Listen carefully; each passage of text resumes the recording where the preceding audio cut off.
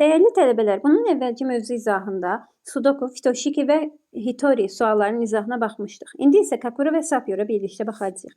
Kakuronun ilk olaraq həllinə baxsaq, Kakuroda bizə verilən əvvəlcə oxuyaq nə deyir? Sütun və ya sətir üzrə ardıcıl ağ rəngli xanalardan əmələ gələn blokda yazılmalı ədədlərin cəmi həmin blokdan əvvəlki üç bucağın blokun solunda və ya yuxarısında ona birləşən üzərində qeyd olunub.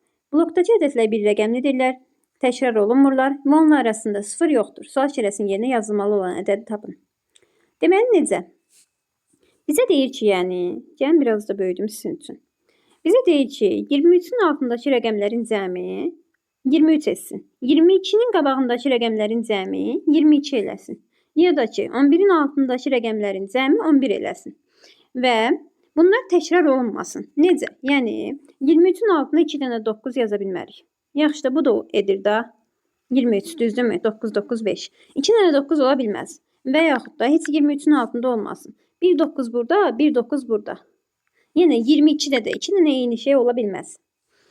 Növbəti. Bir də deyir ki, bunların arasında 0 yoxdur və 1 rəqəmlidir. 1-dən 9-a rəqəmlərdən istifadə edəcəyik. Təbii ki, hamısını istifadə etmək məcburiyyətində deyilik. Hansına ehtiyacımız varsa istifadə edəcəyik.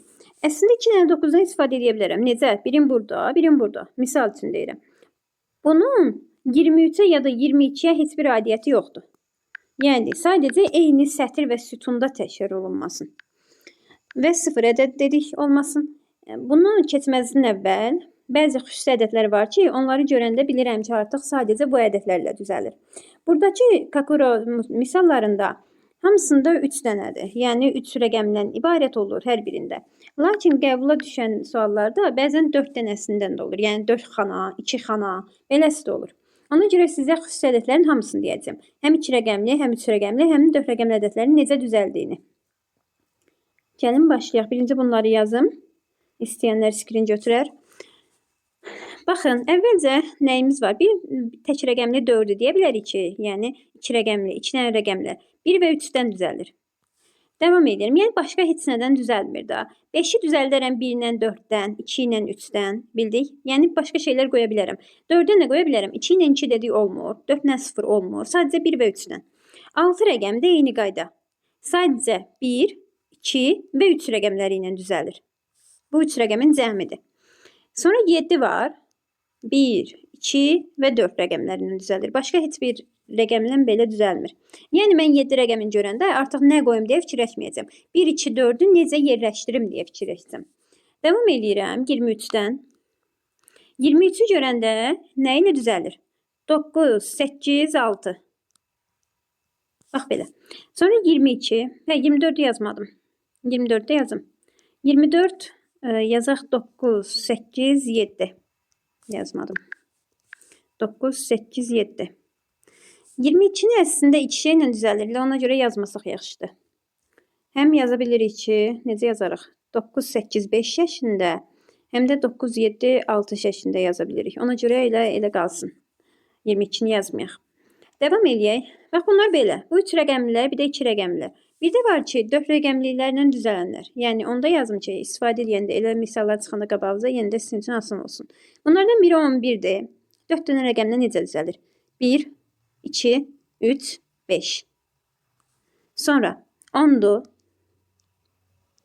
1, 2, 3, 4 olaraq düzəlir. Başqa heç cürə olmur. Olur, sadəcə təkrarlanan rəqəmlər olur. Bayaqda dediyimiz kimi. Davam eləyək. Sonra 29, bir də 30. 29 olur belə. 9, 8, 7, 5. Bir də ki 30. 9, 8, 7, 6. 7 və 6. Bir də ki bunlardan əlavə sizə balaca bir dənə ipucu deyim. Bu da necədir? Yəni siz əgər 23 ilə onun kəsişməsini görürsünüzsə, bura ilə birbaşa yazın 6. Baxın, elə necə rast düşüb. 23 ilə onun kəsişməsi buradır, bax. Bura ilə yazacağım birbaşa 6. Hər dəfə elə düşür. Yəni yaza bilərsiniz. 20 ilə 7-nin kəsişməsini görürsünüzsə, 20 ilə 7-nin kəsişməsi. Qoyum, bunları üstə gələk qoyum. Yanlış başa düşməyin də. Yəni kəsişməsini nəzərdə tuturuq. Burada da 4 alınır. Bütün bu ifadələrimiz bundan ibarətdir. İpucularımız bunlardan ibarətdir. Bunları siz özünüz üçün screen götürün ya əlavə özünüz üçün yazın. Nəsə qeyd götürün. Mən indi bunları silməliyəm ki, burada işləyək. Yaxşı, yerləşdirməsindən əvvəl düşmür artıq qəbulda. Yenə də bunları həll etmək üçün məcbur deməliyik. Baxın, burada bir dənə x-in verib. X-i necə tapıram burada? Sol tərəfdəkilərin üçünün cəmi yuxarıdakı üçün cəminə bərabər olur. Yəni aşağıdakı 3 dənəsini toplayıram. Burada mənə neçə verir? 52, düzdürmü? Yəni yuxarıdakının da cəmi 52 eləməlidir. 23, 11. Bu mənə verdi neçə? 23 ilə 11 edər 34. Ora 18 qoymalıyam ki, yəni x-in yerinə 18 qoymalıyam ki, eləsin 52. Əgər bunu da yazdımsa, artıq silək ki, davam edək. X-in tapılması elədir. Sol tərəfin cəmi yuxarı tərəfin cəminə bərabər olacaq. Gəlin indi yerləşdirməyimizə baxaq. 23 görəndə nə yazırdıq? Yadında qalanlar var. 9, 8, 6. Bir də 23 ilə onun kəsişməsinə dedik ki, yazacağıq 6. Yaxşı, 6 yazdım bura. Qaldı 9-dan 8-im. Yox, 9 düzdür, 9-dan 8-im. Yazıram buraya, heç yadımdan çıxmasın. 9-dan 8-i yerləşdirəcəm bunun altına. Devam edirəm. Fikirləşirəm ki, həmişə birinci belə başlayın. Əgər düzgün olmasa, silib təzədən yoxlayarsınız. Böyüyün qabağına böyüyü yazın, balacanın qabağına balacan yazın. Yəni 22-nin qabağına 9 yazıram, 20-nin qabağına 8 yazıram. Devam edirəm. 22-yə 9 yazdımsa, necə düzəldərəm qalan hissəsini? Nə qaldı? Geriyə qaldı orada bizə. Qalır 13, düzdürmü?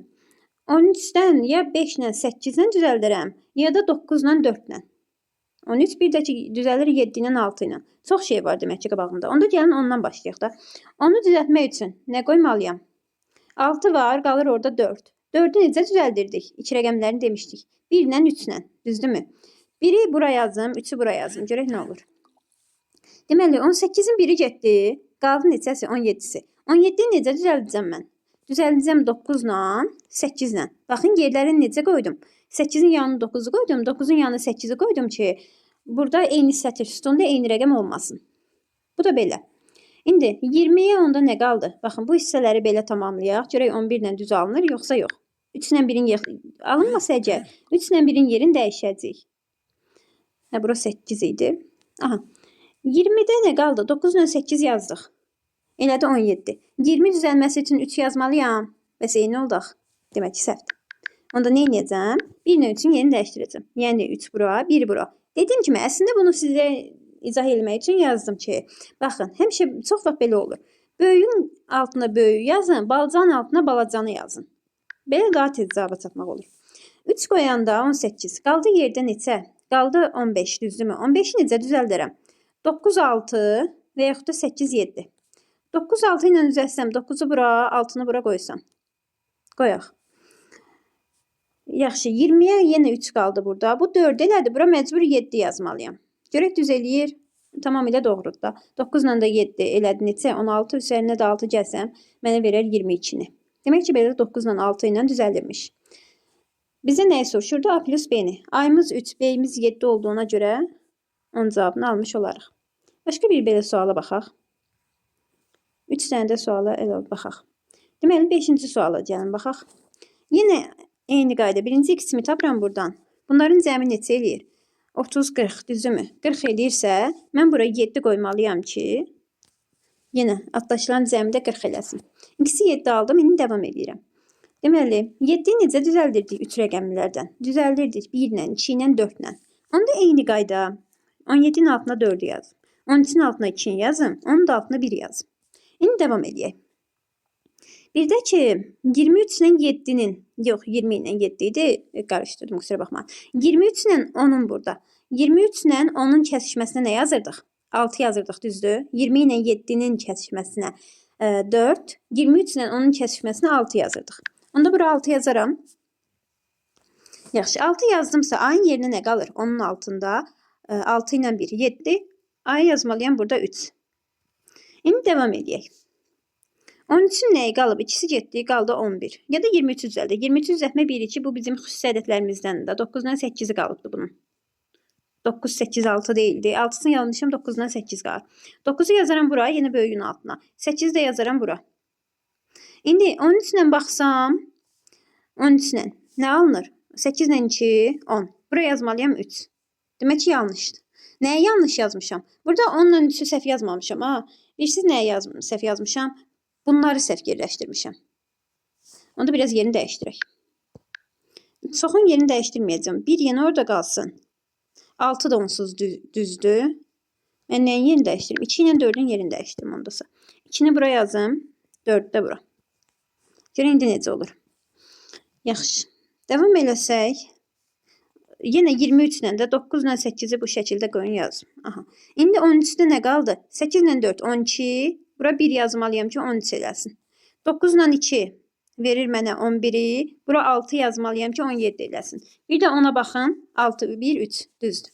Demək ki ardıcılığım belə oldu. Sətir sütun üzrə eyni rəqəm olmadı. Yenə A ilə B'yi soruşur. A'm 3'dür, B'm 9. 3 yəni 9'u toplasam alaram 12 cavabını, yəni Y variantını. Bir sualı da baxaq. 7-ci suala baxmaq istəyirəm sizinlə bir də. Yenə eyni qayda. Yenə baxaq. Yəni 6-cı suala baxaq. 6-cı sualda yenə eyni qayda x'i tapıram birinci. X'i tapmaq üçün bu tərəfin cəmi digər tərəfin cəminə bərabər olacaq. Ondasa bu tərəfin cəmi 40'dır. Buranın da cəmi 40 eləməsi üçün mən bura qoymalıyam 11. 11 yox. Bəli 11 düzdür. 40 eləmir çünki 50 edir. Bura 50 edir, digər tərəfdə 50 eləməli idi. 11 rəqəmini qoyduq. İndi baxın bir dənə xüsusi qaydamız budur ki, 20 ilə 7'nin kəsişməsini neçə yazırdıq? 4. Bura 4'ü yazdım. Xüsusi rəqəmlərindən biri 7'dir. 7 görəndə necə düzəldirdim? 1, 2, 4. 4'ü yazmışam da. Qalır 1 ilə 2. 2'ni bura yazıram. 1'i bura. 2'ni bura yazmağım bu mütləqdir artıq. Çünki baxın 1'i bura yazsam qalacaq orada 18. 18'i də 9 ilə 9'dan başqa heç nə düzəltmir. 2 rəqəmli olaraq da. Ona görə də 2'ni 1'i oraya yaza bilmirik. 9 ilə 9'da yaza bilmərik də eyni rəqəm olduğuna görə. 4, 2, 1. İndi devam edək. 23'ün nəyi var? 9, 8, 7. 9'u bura yazıram. 8'i bura yazıram. 7 ilə 23 yox, 24 eləyirdi o. 9, 8, 6. İndi 11'də nə qaldı? 11'də 6 ilə 1 elədi 5. 6 ilə 1 elədi 5. Çıxmırıq, toplayırıq. 7 eləyir. Burada yazıram 4. 8 ilə 2, 10. 9 qoymalıyam ki 19 eləsin. 9 ilə 4, 13. 7 qoymalıyam ki düzgün alınsın. İndi 20 də düz alınırmı? Bir də belə baxaq. 9 ilə 7, 16, 4 də 20. Tamamilə doğrudur. A ilə B. A'mız 1, B'miz 9. Cəmi 10 edər. 3 sualın izahına baxdıq, 4 sualda elə qaldı. Sizlər də ondan dayandırıb orada izahlarına baxa bilərsiniz. Yəni özünüz həll edə bilərsiniz daha doğrusu. Sapyor'a keçə bilərik. Sapyor xanada deyir ki, yazılan ədədin həmin xananın qonşuluğundakı tərəflər və təpə nöqtələri vasitəsilə birləşən xanalarda yerləşən minaların sayını göstərir. Yoldaşlar, əslində bu bilirsiniz nədir? Bunu sizə necə deyim? Əgər əvvəlki kompüter kimdəsə vardısa, əvvəlki kompüterlər, elə böyük televizor kimi kompüterlər ki var idi, onlarda mina oyunları həmin içərisində var idi. Bu əslində mina oyunudur. Yəni səhv yerə basında minalanır deyə necə ki. Bu əslində onun kimidir. Sadəcə bizə burada deyir ki, minaları özünüz tapın. Yəni harda mina var, harda yoxdur. Sual işarəsinin yanında sizə mina olmalıdır. Baxın, sizə bunun asan üsulunu deyim ki, əgər 2 rəqəmin görürsünüzsə, bilin ki, bunun bax 2 dənə boşlaması var da, düzdürmü? Deməli 2 tərəfində də 2 dənə minası olacaq. Bilirsiniz niyə 2 yazıb? 2-yə görə minalara qoymuruq, ha? Binalara görə 2-ni yazmışıq. Yəni 2 dənə xana var, ona görə 2 olur. Yəni ətrafında 2 dənə mina var. 7-yə nəyə görə? Baxın, 7'nin ətrafında bütün minalara nöqtə qoyuram. Saydıqda 7 eləyir, həm də 2-ci də daxildir. Misal üçün gəlirin başqasını götürürəm. Baba aşağıdakı 5 götürürəm. Ətrafına baxın, neçə boş xana var? 1, 2, 3, 4, 5. Ona görə ora 5 yazıbdır. İndi sual işarəsinin ətrafında neçə dənə boş xana var? 1, 2, 3. Yəni həm çarpaz baxırıq, həm də belə yəni yanında, sağında, solunda onlara baxırıq, həm də çarpazına baxa bilirik.